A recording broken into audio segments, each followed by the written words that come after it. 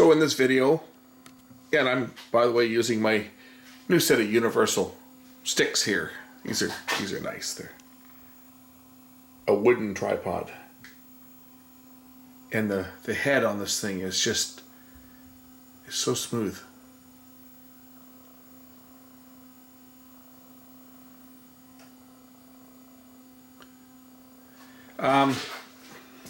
This was some of the stuff that I received in this shipment of equipment to dispose of. And one of the pieces I just got today or yesterday was the Cyberhome DVD player. And it appears to work. I'm going to test it out here. One of the strengths to these no-name branded units is their ability to play discs from any country. I didn't get a remote for this thing, so I don't know whether it's going to do anything for me, but let's just plug it in and see. I'll first put in a commercial disc in NTSC, and we'll just see if this thing reads and plays.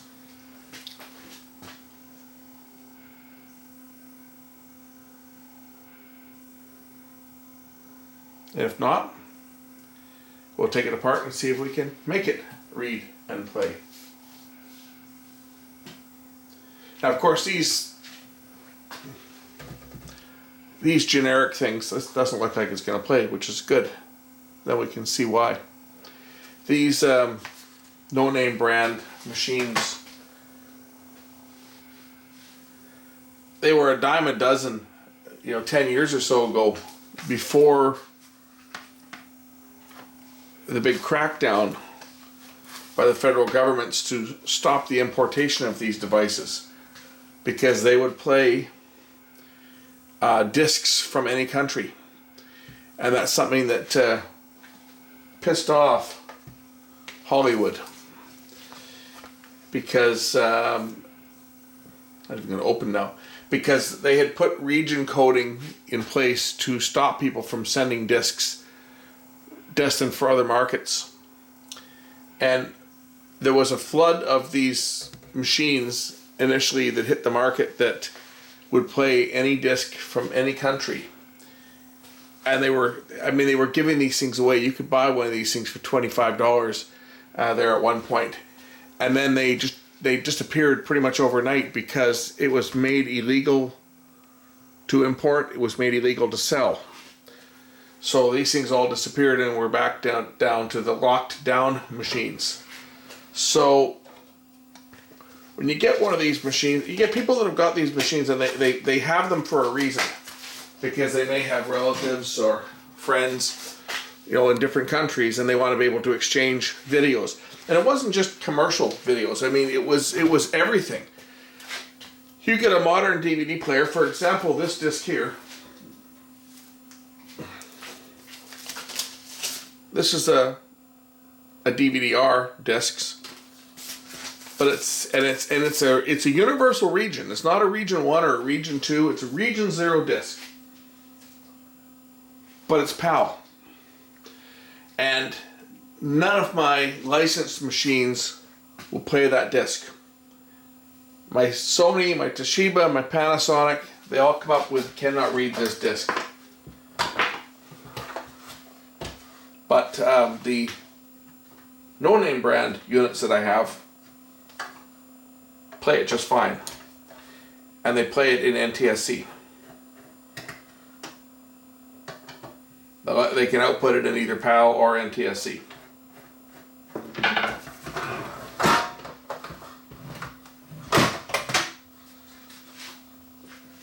There's nothing to these things, right? Little power supply and a DVD drive, basically. And most of these units, it's just a standard computer drive that's on them. This one here is not. This one's actually, I don't think this one's a computer drive on this one. But a lot of them, it is just a standard computer drive. So the first thing I'll do is I'll take the top off and make sure that the optical pickup is not dirty. We do that by just removing the screws in the top cover. Lift off the top cover, and we see that the laser lens is actually all the way out at the end, but it's not sticking or anything. You can see, I don't know if you can see the laser coming on there or not. I can certainly see it here. Let's just see if I can point it towards the camera so you can see that the laser is coming on. But you see this, it should automatically, as soon as I close the disc tray, that should kick all the way back to read the table of contents, and it's not. So let's see why it's not. Plan B, let's take out the screws that hold the actual laser assembly in place and just swing this up a bit and take a look and see whether I can see anything. I'll unplug the motor down here.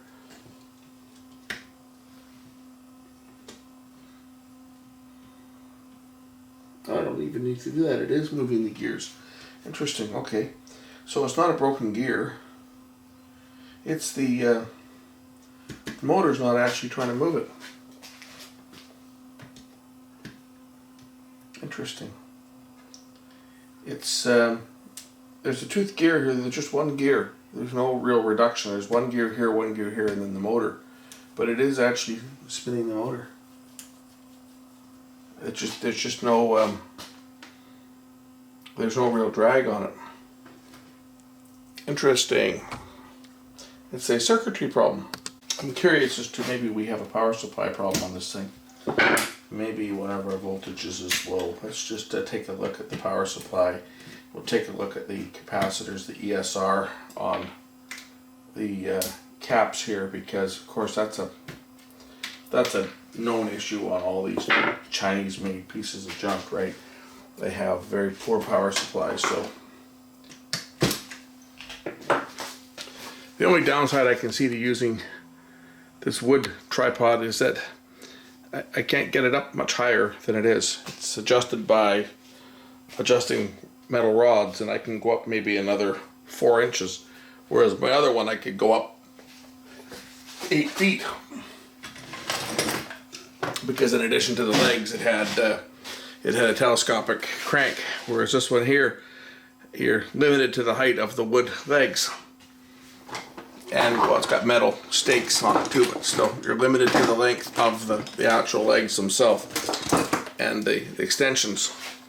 My other tripod has the metal legs, then there's extensions, and then the extensions have a third set of expanders that'll let you go to a third level, and then you can crank it up. So literally my other tripod, I can put the thing up higher than I can reach. I can put it up high enough where I have to be standing on a stepladder to use it.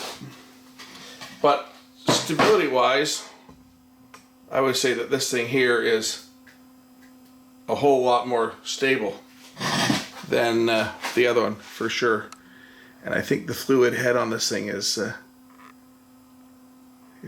really good. I've got the tilt locked. I've got the pan not locked, but I have the tilt locked. So okay, let's zero out the ESR meter, and we'll go through and we'll measure a couple of these capacitors here in the secondary, see what they look like, see if they're bad.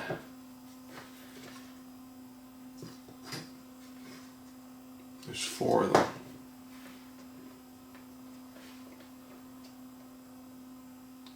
.3, 0.2. What are these values of these? 10 volt. 10 volt at 1,000, or is it 100? 10 volt at 1,000. So 10 volt at 1,000 should be 0.12 maximum. That one's okay. That one's okay. Okay, and the next one here is 100 microfarad at 25. 100 mic at 25 should be 0.32 maximum. 0.27. I think we're okay on that one. So let's go back to the next one back. And this is a 2200 at 10 volts. So 2200 at 10 volts. Well, I don't have a listing for 2200, but I do have a listing for 1000 and 4700. And a 1000 is a 0.12 and a 4700 is a 0.23. So I think if we fall between those two, we're probably okay. 0.05. Yeah, we're okay. And the last one I'm going to check because there is only one more. And this one here is rating at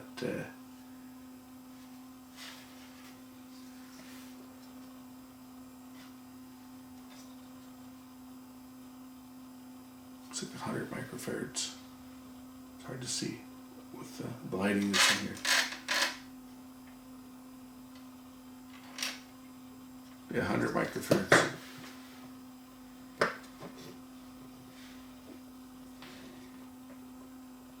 .3.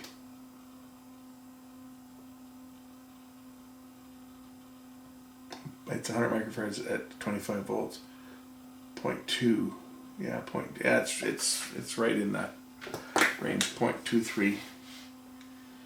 So I think our capacitors are all okay. So we have another circuitry problem on this thing.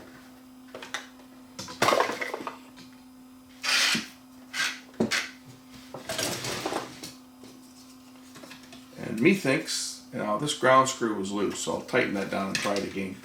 But if it's not that, I think this one's probably going to be one that does not get repaired, just because it's a really, really cheap, no-name brand machine. And I've got another one, the same.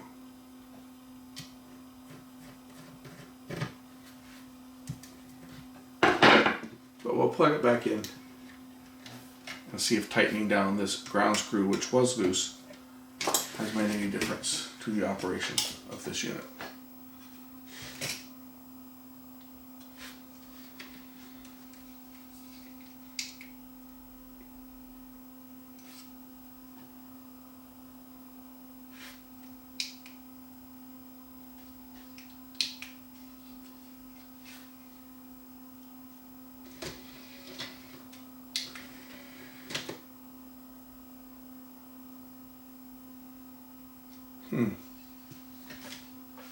Let's just put the clamp back on top here and see if something's going to happen.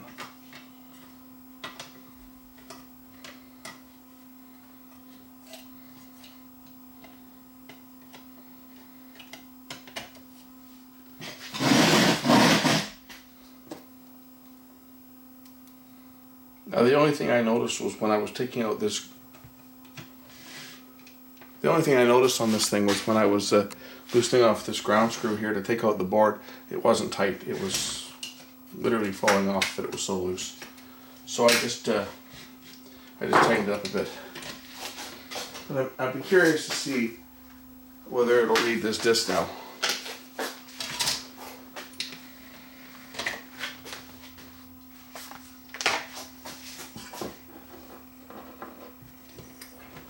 Laser's moving. Disc is spinning. Disc wasn't spinning before. It says DVD video on the screen. I have a feeling that I just fixed the problem on this thing, and all it was the grounding screw here was loose. I did nothing else to this unit. Nothing. Other than I lifted out the mechanism to look at it, to see whether that gear, because it felt kind of loose, but it wasn't. It was just the way that this machine's designed. The only thing I did was measure the ESR, which I didn't change any parts because all the capacitors measured good. But that screw was loose when I took it out. Okay, now let's see if it'll play the PAL format disc that won't play in my other DVD players. I would say that that's affirmative. Unfortunately, I got to the menu on this one and I couldn't proceed past the menu because I need the stupid remote control to select play. It was just it sat at the screen saying press play to continue, and it wouldn't let me play it. But here's a PAL disc that's playing in NTSC, and this disc will not play on my Sony, Panasonic, Toshiba, any of the other DVD players that I own, and my Blu-ray players will not play this disc. It just comes up with a message that says cannot play this disc, and here's this thing playing it.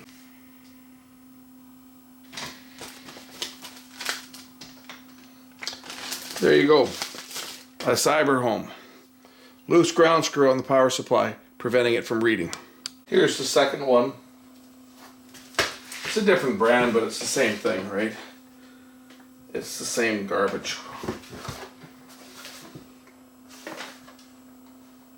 Made in China. This one's a Digitech. We'll plug it in and see whether it does anything.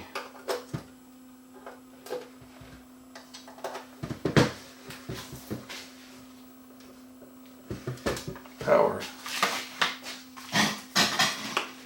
Gotta love it. The menus all look the same. They just the manufacturers just, whatever the company who's selling these things wants on there for their name, they just put whatever name they want on them, right? Oh, the belt is slipping. It sounds like a bit on that. I had to kind of give it a bit of a helping hand to get it to go in.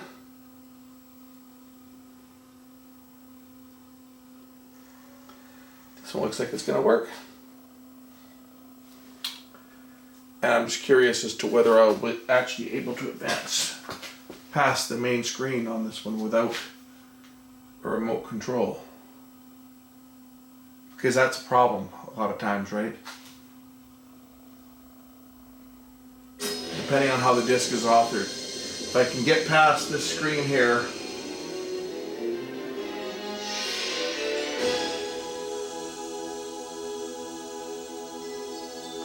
if I can get past this screen here without remote control, then I'm in luck, because the other one, it would get to this point, and then this is where the main menu would come up, and it would just sit there, and it wouldn't go past the main menu. There we go. Yeah, I got to this part here.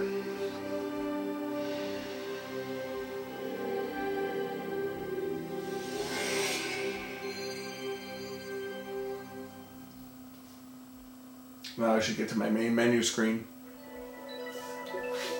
It's got to go through all the garbage at the beginning.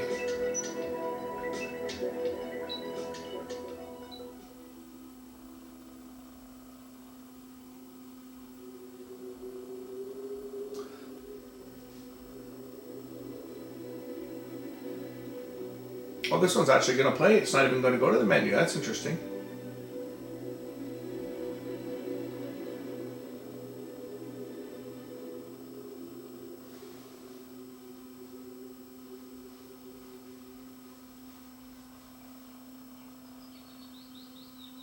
Interesting. This one didn't even ask for the menu. The other one went to the main menu, and it just said press. It said press play to continue, and it stopped at that point. And at that point, I need the remote control. This one here is just going to go right into the film. Interesting. Very interesting. So just, different software on them. This one bypassed the menu completely and just starts playing the movie right from the beginning of it here. So we'll stop this and we'll go over to this PAL disc and see what it does on the PAL disc. Already this one appears to be the better of the two, because without a remote it'll just play. There you go. That's a PAL disc. And like the other one, it's playing the PAL disc. This one doesn't have a menu. This disc just starts like that. You put the disc in and it starts playing. There is no menu on this. The other one, though, did have a menu. If I put this disc into my Panasonic or my Sony or my Toshiba, it will come up with the menu, and you cannot advance from any of the buttons on the machine. You have to use a remote control. Now, it was interesting because this machine played it without stopping there. The other one stopped it. It waited for the press of a button to continue, and wouldn't advance beyond that main screen. So it's just the software that they're programmed with. But here we go. This one works.